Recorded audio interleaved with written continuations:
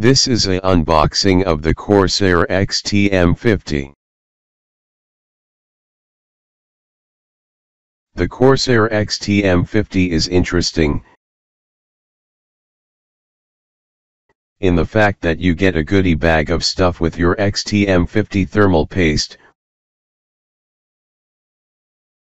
like a Corsair branded thermal paste applicator, and other silliness. But do you need any of it? Does all that stuff XTM50 are really needed? Or can you just settle for the Corsair TM30 thermal paste, which comes with just the TM30 thermal paste?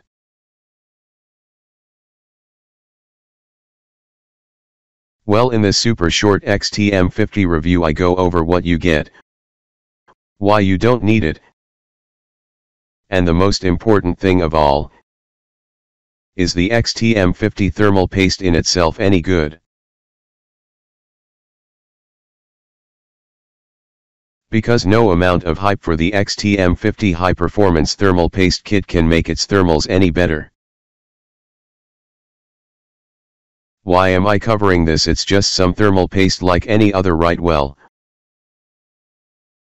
no, because I have never seen thermal paste come with as much useless stuff as this one.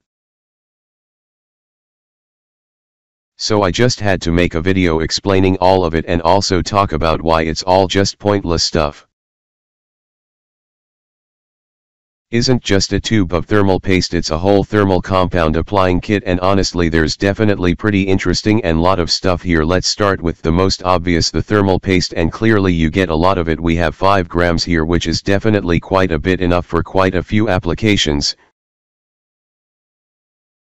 However, apart from giving you a whopping 5 grams of thermal paste, that's not where the madness ends, because you also get this a thermal paste applicator, which is basically just like a piece of very thin acrylic, which is of course come with logo that's supposed to help you apply your thermal paste.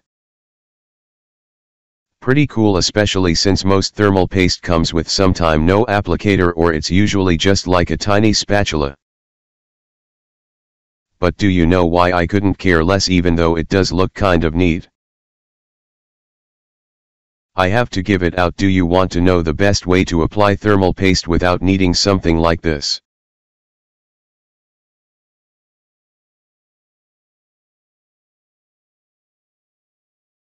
Just come here, I'm gonna share a little, and there it is, thermal paste beautifully applied without needing anything like this. So why do they even add it in?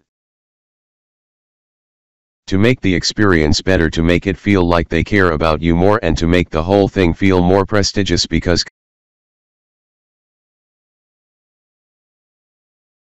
that's all the stuff that comes with the XTM50 thermal paste. How does it actually perform? Well, on my personal test bench, which uses a Ryzen 3800X CPU with a TDP of 105 watt and AMD Wraith Prism from a nice combination that both generates quite a bit of heat, with the TDP on that thing being 105 watts and a pretty decent cooler, it can give us a pretty decent picture of what we can expect from this thermal paste. So I ran Cinebench R20 on it with this thermal paste, and temperatures stacked at 84 Celsius with 3 run average.